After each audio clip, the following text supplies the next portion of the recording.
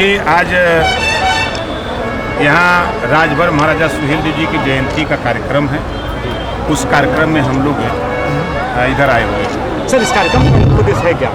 देखिए, जो समाज अपना इतिहास नहीं जानता, अपने बुजुर्गों की कदर नहीं करता, वो समाज कभी तरक्की नहीं कर सकता जी।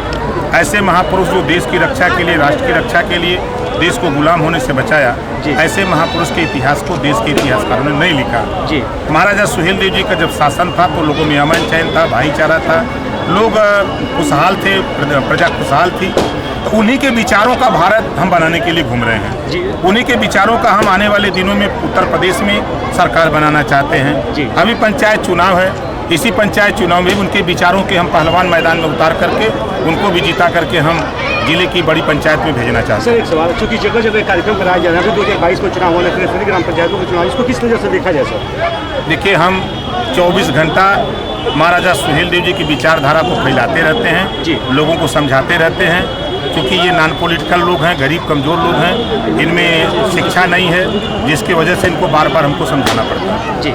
सर, इस अवसर पे इस कार्यक्रम के माध्यम से उसको किस तरह का संदेश देना चाहिए, क्या कुछ करना चाहिए? देखिए, हम प्रदेश की, देश की जनता से, गरीबों से, वंचित समाज से हम कहना चाहेंगे कि वो अपने बच्चे को बेहतर शिक्षा के लिए लड़े, उनको अपने बच्चे को बेहतर स्वास्थ्य, निःशुल्क शिक्षा और स्वास्थ्य के लिए लड़े। उत्तर प्रदेश में घरेलू बिजली का बिल माफी के लिए लड़े, जो बीजेपी सरकार प्राइवेट सेक्टर में ले जा रही है सभी सरकारी विभागों को, उसमें हम रिजर्वेशन लागू करने के लिए हमारी लड़ाई होनी चाहिए। आज देश बिक रहा है, उसको बचाने के लिए देश की जनता को लड़ना चाहिए। ये हम देश की जनता से अपील करते हैं। सर, पक्ष की सरकार बार बार कह रही है कि 4 साल पूरे तमाम योजनाओं की महिलाओं की सुरक्षा की बात की जाए, सर इस पर क्या कहना चाहेंगे आप? देखिए, झूठ बोलने में 1 नंबर, भ्रष्टाचार में 1 नंबर,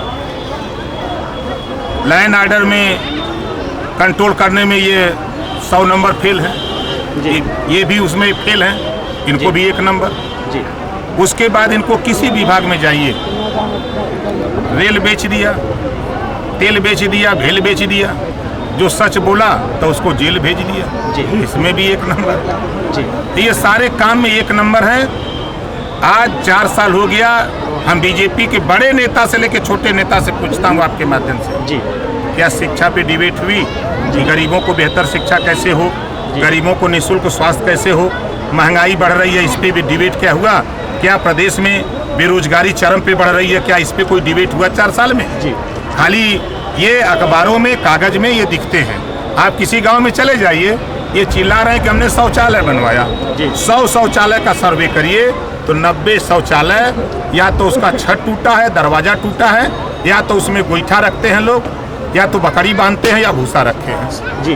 सर, सरकार कह रही है कि मैं पूर्वांचल में 32 मेडिकल कॉलेज दिए, सर इस पर क्या कहना चाहेंगे सर? वो कागज में सब है, धरातल पे अभी कुछ नहीं जी। आज चले जाइए किसी अस्पताल में, दवाई नहीं है, किसी अस्पताल में चले जाइए, दवाई नहीं है जी। दवाई पे ध्यान नहीं है, लेकिन वहाँ कमीशन मिलेगा ना जी। वहाँ बनवाने में नेताओं को कमीशन मिलता है ना जी। तो कमीशन के लिए काम करते हैं जी। वो कमीशन लेके छोड़ देते हैं कि जाओ भाड़ में बने चाहे ना बने जी। आप चलिए हमारे साथ घूमिए, इसी बलिया में आपको दिखावें, ऐसी ऐसी बिल्डिंगें बनी है जो उसका उपयोग नहीं है। नेता लोग कमीशन लेके खा गए, वो सब धराशायी है। सर, हम अपने कार्यकर्ताओं से कहूँगा कि होली प्रेम, परस्पर भाईचारा से प्रदेशवासी, देशवासी मिलकर के इसको मनाएं जी। आपस में कोई हुड़दंगई न करें, आपस में किसी तरह का किसी के ऊपर कीचड़ न उछाड़ें, किसी के ऊपर इस तरह का व्यवहार न करें जो अपने को खुद बुरा लगे।